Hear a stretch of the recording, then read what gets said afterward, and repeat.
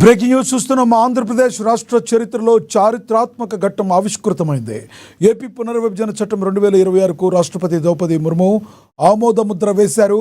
దీంతో గత కొన్నేళ్లుగా రాష్ట్ర రాజధాని విషయంలో కొనసాగుతున్న సందిగ్ధతకు, అనిశ్చితికి పూర్తిగా తెరపడిపోయింది. ఈ పరిణామంపై ముఖ్యమంత్రి చంద్రబాబు నాయుడు హర్షం వ్యక్తం చేశారు. ఇక ఆంధ్రప్రదేశ్ ఏకైక రాజధానిగా అమరావతి స్థిరపడిందని ప్రకటించారు. రాష్ట్ర ప్రజల చిరకాల స్వప్నం నెరవేరాలని బిల్లులు ఆమోదానికి సహకరించిన ప్రధాని నరేంద్ర మోడీకి, కేంద్ర ప్రభుత్వానికి చంద్రబాబు ధన్యవాదాలు తెలిపారు.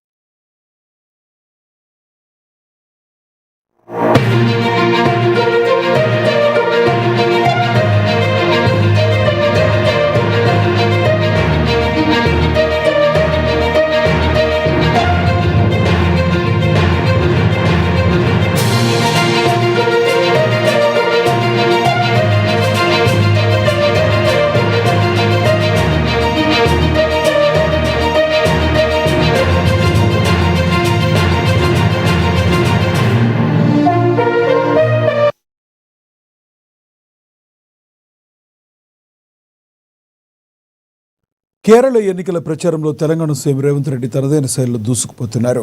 కోవళంలో జరిగిన ఎన్నికల ప్రచారంలో పాల్గొన్న ఆయన కేరళ ముఖ్యమంత్రి పినరయి విజయన్ ప్రభుత్వంపై నిప్పులు చెరిగారు. కేరళలో ఉన్న పంచాయతీరాజ్ వ్యవస్థ అద్భుతమని అభినందిస్తూనే పినరయి విజయన్ 120 నెలల పాలన కేవలం వైఫల్యాలకు ప్రతీక అని రేవంత్ రెడ్డి విమర్శించారు. కేరళలో విజయన్ హయాం ముగిసిందని, ఈసారి భారీ మెజార్టీతో కాంగ్రెస్ కూటమి విజయం సాధించబోతుందని రేవంత్ ధీమా వ్యక్తం చేశారు. రాష్ట్రంలో సరైన ఉపాధి అవకాశాలు లేక కేరళ యువత విదేశాలకు వెళ్లాల్సిన దుస్థితి ఏర్పడిందని, తెలంగాణ తరహాలో ఇక్కడ కూడా ఉపాధి అవకాశాలు మెరుగుపరుస్తామని హామీ ఇచ్చారు. మేమిచ్చిన హామీలన్నీ తెలంగాణలో అమలు చేస్తున్నాం. దమ్ముంటే విజయన్ కమ్యూనిస్టు నేతలు తెలంగాణకు రావాలన్నారు. అక్కడ జరుగుతున్న సంక్షేమ అభివృద్ధి కార్యక్రమాలను స్వయంగా పరిశీలించాలని సీఎం రేవంత్ రెడ్డి సవాల్ విసిరారు.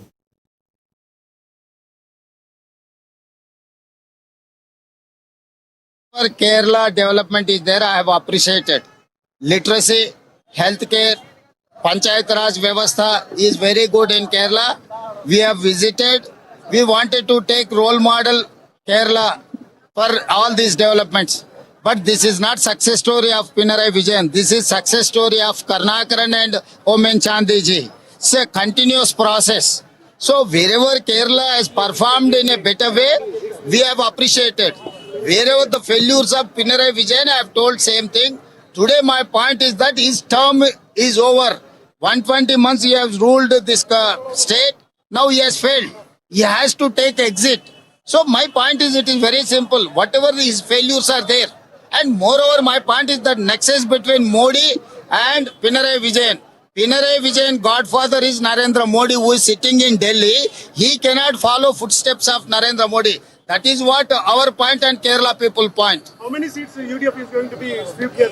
Two-thirds majority we are going to get, and we are going to form the government. We will perform like Omen Chandi. So we see that migration even so over here. Yes, it is like Telangana. Though we will improve infrastructure, and we will get investment. We will create employment and self-employment. That is how we wanted to address. Today, the Kerala youth are going to migrate Middle East countries or Gulf or any other places.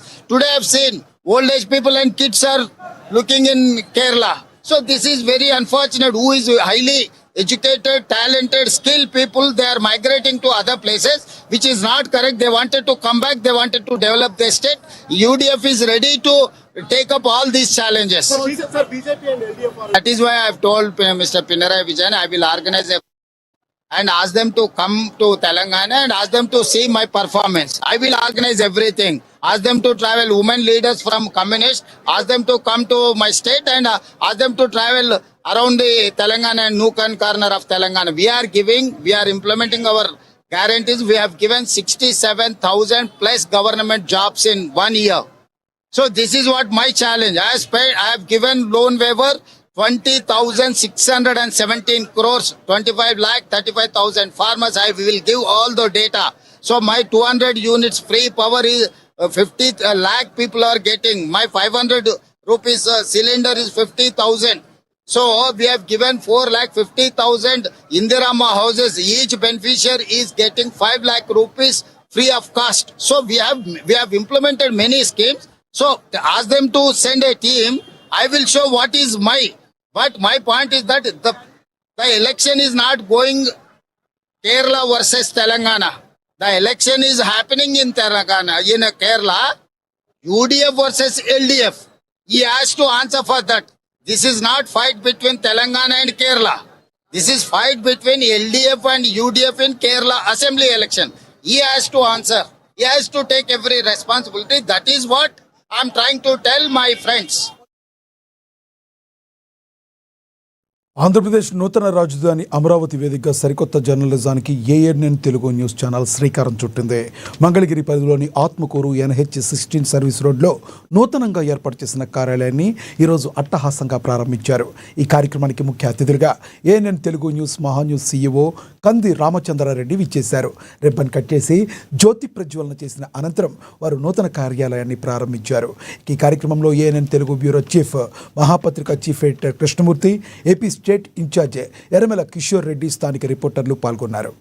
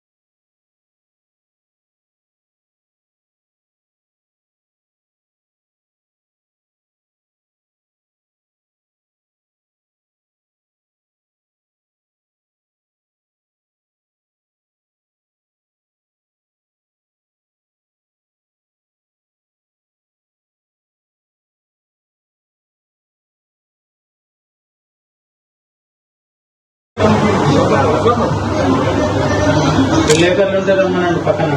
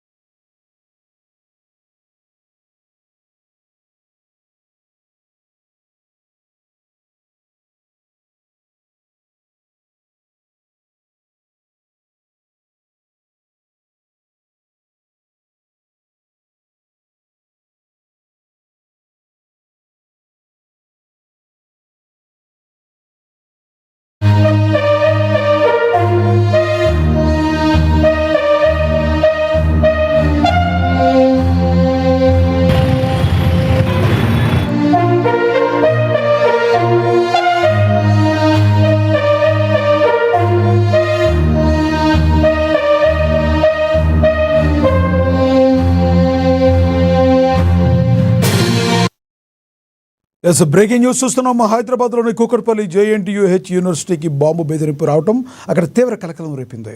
గుర్తు తెలియని వ్యక్తి university అధికారిక వెబ్సైట్కు email పంపడంతో అప్రమత్తమైన పోలీసులు, bomb squad బృందాలు క్యాంపస్లో క్షుణ్ణంగా తనిఖీలు చేపట్టాయి.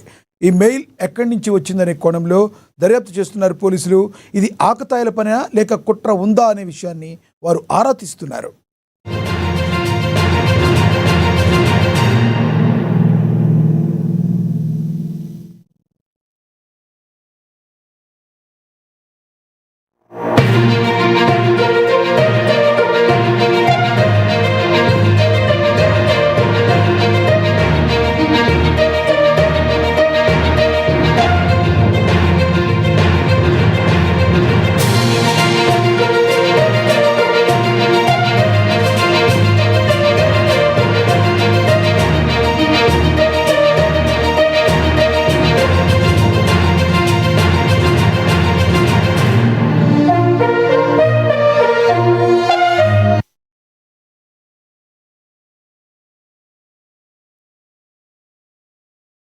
తెలంగాణలో రాజకీయ వాతావరణం ఒక్కసారిగా వేడెక్కింది.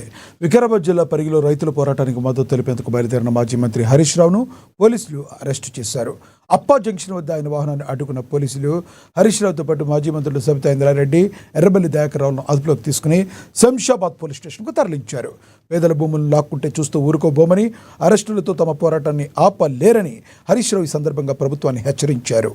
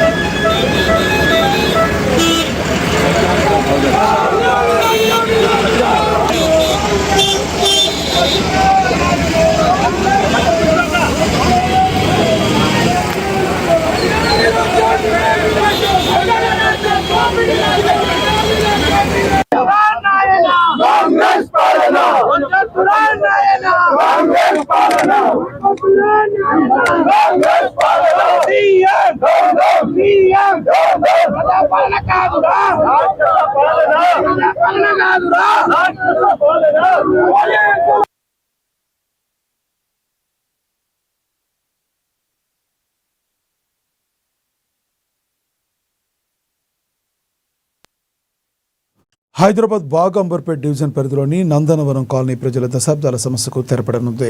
ఎమ్మెల్యే కాలేరు వెంకటేష్ ఈరోజు 4 రిటైనింగ్ వాల్ నిర్మాణ పనులకు ఘనంగా శ్రీకారం చుట్టారు. గత కొన్నేళ్లుగా వర్షాకాలంలో నాళ పొంగి పొరడం వల్ల కాలనీ వాసులు ఎదుర్కొంటున్న ఇబ్బందులను దృష్టిలో ఉంచుకుని ప్రభుత్వం ఈ భారీ ప్రాజెక్టును చేపట్టిందని తెలిపారు. సుమారుగా 1,20,00,000 రూపాయల వ్యయంతో నిర్మించనున్న ఈ ప్రహరీ గోడ ద్వారా వరద ముప్పు నుంచి శాశ్వతమైన విముక్తి లభిస్తుందని ఎమ్మెల్యే ధీమా వ్యక్తం చేశారు. కరెక్ట్ అనే దానికి ఇప్పుడు నేను అడిగేది ఏంది, మాకు టెక్నాలజీ తెలియదు, టెక్నిక్ తెలియదు, సైంటిఫిక్ ఏందో తెలియదు, లెవెల్స్ తెలియదు. మాకు కావాల్సింది చక్కగా పో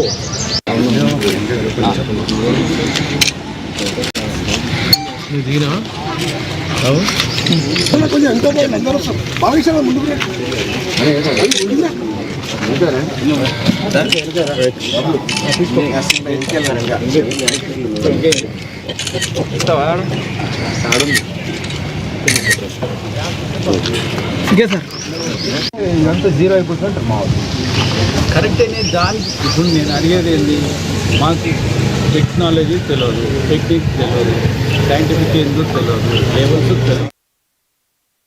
ములుగు జిల్లాలో డీజీపీ బత్తుల శివధర్ రెడ్డి పర్యటించారు. వెంకటపురం మండలం పామునూరు గ్రామంలో కొత్తగా ఏర్పాటు చేసిన police out post engineer agency cooperated సెంటర్ను ఆయన ప్రారంభించారు. తెలంగాణను మావోయిస్టు రహిత రాష్ట్రంగా మార్చామని, ఛత్తీస్గఢ్ సరిహద్దుల్లో నక్సలిజాన్ని పూర్తిగా అరికట్టామని స్పష్టం చేశారు. ఆదివాసీల అభివృద్ధికి ప్రభుత్వం కట్టుబడి ఉందన్నారు. మౌలిక సదుపాయాల కల్పన లక్ష్యంగా అటవీ ప్రాంతాల్లో రహదారుల నిర్మాణం చేపడుతున్నామని ఆయన వెల్లడించారు.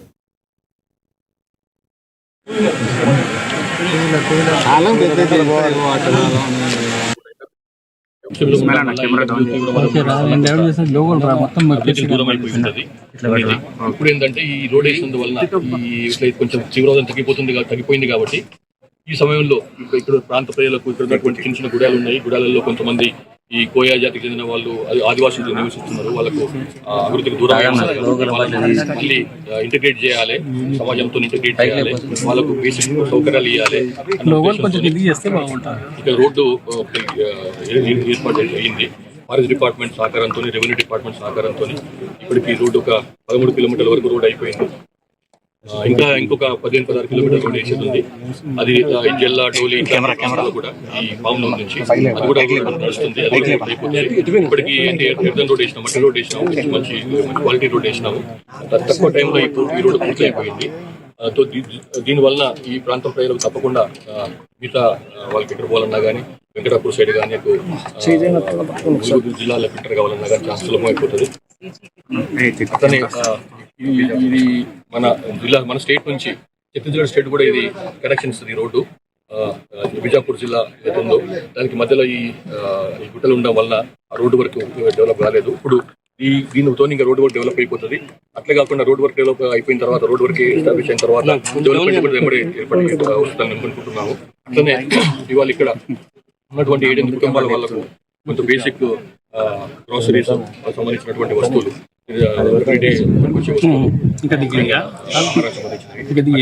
అక్కడి నుంచి మనం మెడికల్ ఎమర్జెన్సీ వాళ్ళు తీసుకోవడానికి అని చెప్పి ఒక ఆటో కూడా వాళ్ళకు ఇవ్వడం జరిగింది. వాళ్ళ దూరం అయిపోయి ఉంటుంది. ఇప్పుడు ఏంటంటే ఈ రోడ్ వేసినందు వలన ఈ కొంచెం తీవ్రవాదం తగ్గిపోయింది కాబట్టి ఈ సమయంలో ఇక్కడ ప్రాంత ప్రజలకు ఇక్కడ ఉన్నటువంటి చిన్న చిన్న గుడాలు ఉన్నాయి. గుడాలలో కొంతమంది ఈ కోయా జాతికి చెందిన వాళ్ళు ఆదివాసులు నివసిస్తున్నారు. వాళ్ళకు అభివృద్ధికి దూరం మళ్ళీ ఇంటిగ్రేట్ చేయాలి, సమాజంతో ఇంటిగ్రేట్ చేయాలి, వాళ్ళకు బేసిక్ సౌకర్యాలు ఇవ్వాలి. ఇక్కడ రోడ్డు హైదరాబాద్ శివార్లోని కనహశాంతి వనంలో విశ్వ మాంగళ్య సభ కార్యక్రమం ఆధ్యాత్మిక శోభతో ఘనంగా జరిగింది. సంస్కారం, సామర్థ్యం, సమాచారం, సేవ అనే ఇతివృత్తంతో జరిగిన ఈ సభకు అగర్వాల్ సమాజ్ తెలంగాణ విభాగం నుండి భారీ ఎత్తున మహిళలు తరలి వెళ్లారు. అగర్వాల్ సమాజ్ కన్వీనర్ డాక్టర్ సీమా జైన్ ఆధ్వర్యంలో సుమారుగా 200 మంది మహిళా మల్లి కార్యక్రమంలో పాల్గొని సమాజ సేవ సంస్కారాల ఆవశ్యకతను చాటి చెప్పారు. మహిళల అభివృద్ధికి అగర్వాల్ సమాజ్ అందిస్తున్న తోడ్పాటును ఈ సందర్భంగా వక్తలు కొనియాడారు.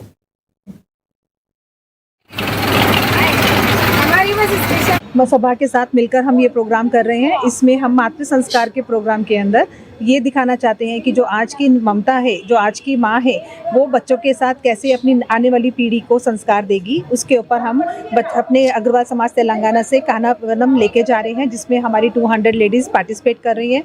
हमारे साथ हमने 4 बसेस अरेंज की है. तो ये चारों बसेस हम अग्रवाल समाज तेलंगाना से लेके जाएंगे और वहाँ पर हम उनको ये पूरे 1-2 दिन का ट्रिप है. 4 तारीख को जाएंगे, 5 को वापस आ रहे हैं. और इसमें पूरे दिन का कल्चरल सांस्कृतिक प्रोग्राम रहेगा. और इसके प्रोग्राम के अंदर हम उनको पूरी शिक्षा दी जाएगी कि बच्चों के आने वाली पीढ़ी को हमें कैसे संस्कार देना है, कैसे बचाना है. क्योंकि जब आज की पीढ़ी अच्छी संस्कारी बनेगी तो आने वाला समाज अच्छा बनेगा, और समाज अच्छा बनेगा, समाज संस्कारी होगा तो एक अच्छे राष्ट्र का निर्माण होता है.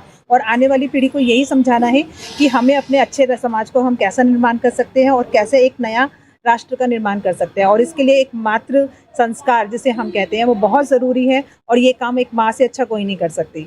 तो इसलिए हमने मातृ संस्कार का प्रोग्राम रखा है. और हम आज कान्हा वनम जाएंगे और भी अच्छे अच्छे प्रोग्राम अग्रवाल समाज तेलंगाना करने वाला है. मातृ संस्कार के साथ साथ हम अपनी नारियों के लिए भी बहुत प्रोग्राम करने वाले हैं. इसमें 200 महिलाएं पार्टिसिपेट कर रही हैं, जिसमें उनका सांस्कृतिक प्रोग्राम के साथ डांडिया भी है. और सारे उनके जो 7 हमारे हैं, भोजन, वेशभूषा, संस्कार, श्लोका, पूजा कैसे करनी चाहिए, उसके ऊपर पूरा हमने. పల్నాడు జిల్లా నర్సరావుపేటలో క్రికెట్ బెట్టింగ్ ముఠా గుట్టును రట్టు చేశారు పోలీసులు. పట్టణంలోని ఐలా బజార్ కేంద్రంగా సాగుతున్న బెట్టింగ్ వ్యవహారంపై సమాచారం అందుకున్న పోలీసులు మెరుపు దాడి చేశారు. ఈ దాడుల్లో 6 బుక్కీలను అరెస్టు చేయడంతో పాటుగా భారీగా నగదు, ఎలక్ట్రానిక్ వస్తువులను స్వాధీనం చేసుకున్నారు. వాళ్ళ దగ్గర యాప్స్ తీసుకొని ఈ ఫండర్స్ దగ్గర నుంచి ఫండ్ తీసుకొని వీళ్ళ దగ్గర లింక్ తీసుకొని చెప్తా ఉంటారు అన్నమాట. అది వీళ్ళు చేసేటువంటి విధానము. ఆ విధంగా బెట్టింగ్ జరుగుతూ ఉంది. వీళ్ళతో పాటు ప్రభాకర్ రెడ్డి, బాబుల్ రెడ్డి, కృష్ణారెడ్డి, ఫజూరు, జానీ అనేటువంటి వాళ్ళు కూడా ఇందులో ఇంకా మాకు అవసరం ఉంది, వాళ్లే కాకుండా ఇంకా చాలా మంది బిగ్ షాట్స్ ఉన్నారు కొంతమంది ఇందులో. వాళ్ళ సమాచారం కూడా ఉంది మా దగ్గర. అది కూడా మా ఎస్పీ గారి ఆర్డర్స్ మేరకు ఫర్దర్ గా వీళ్ళందరినీ కూడా ఒక్కొక్కరిని ఎవరిని వదిలేది లేదు. అయితే వీళ్ళందరూ కూడా ఎవరు ఇక్కడ లేరు. ఉంటే ఖచ్చితంగా ఈ పాటికే పికప్ చేసేవాళ్ళం. ఈ చెప్పిన పేర్లు కానీ వాళ్ళు కాకుండా ఇంకా మిగతా వాళ్ళు కూడా పెద్ద పెద్ద ఫండర్స్ అందరూ కూడా బెంగళూరు, హైదరాబాద్ లో, చెన్నైలో ఉన్నట్టు తెలుస్తుంది. మనకి వాళ్ళ ఫోన్ నంబర్ కూడా ఈ టైంలో ఆన్ లో ఉండదు. రెగ్యులర్ గా వాడే ఫోన్లు ఏవి ఉండవు. ఎక్కడ ఉన్నాడో కూడా తెలియని పరిస్థితి ఉంటుంది. సో ఏదో ఒక సమాచారం మేరకు వాళ్ళని పట్టుకోవడానికి స్పెషల్ టీములు పెట్టడం జరిగింది. సో అదేవిధంగా ఈ రైడ్ లో భాగంగా నిన్న మా ఎస్ఐ గారు, సిఐ గారు కలిసి దాదాపు 4,58,000 ఇక్కడ కనిపిస్తున్నటువంటి పల్నాడు జిల్లా మాచర్ల ప్రజల ఆరాధ్య దైవం శ్రీ లక్ష్మీ చెన్నకేశవ స్వామి వార్షిక బ్రహ్మోత్సవాలు వైభవంగా జరుగుతున్నాయి. ఈ ఉత్సవాలను పురస్కరించుకుని మాచర్ల ఎమ్మెల్యే జోలకంటి దంపతులు స్వామివారిని దర్శించుకున్నారు. ఆలయ అధికారులు ఎమ్మెల్యే దంపతులకు పూర్ణ కుంభంతో స్వాగతం పలికారు. గర్భాలయంలో స్వామి అమ్మవార్లకు ప్రత్యేక పూజలు నిర్వహించిన ఎమ్మెల్యే దంపతులకు వేద పండితులు ఆశీర్వచనాలు అందించారు.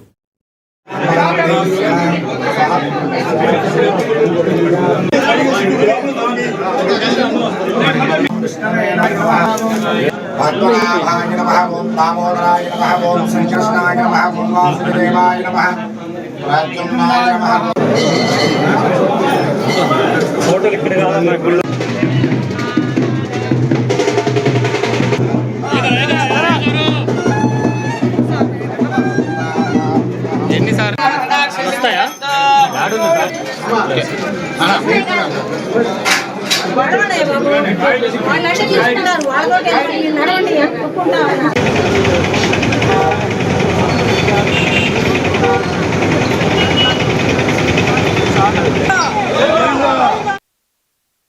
నల్గొండ జిల్లాలో ఘోర రోడ్డు ప్రమాదం జరిగింది. గుర్రంపోడు మండలం ములకలపల్లి గ్రామం వద్ద కరెంటు స్తంభాలను తరలిస్తున్న ట్రాక్టర్ ట్రక్కు అదుపు తప్పి బోల్తా కొట్టింది.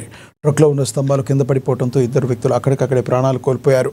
మృతులు పోచంపల్లి గ్రామానికి చెందిన ఈదుల సత్యనారాయణ, బొంత సైదులుగా గుర్తించారు. ఘటనపై పోలీసులు కేసు నమోదు చేసుకుని దర్యాప్తు ప్రారంభించారు.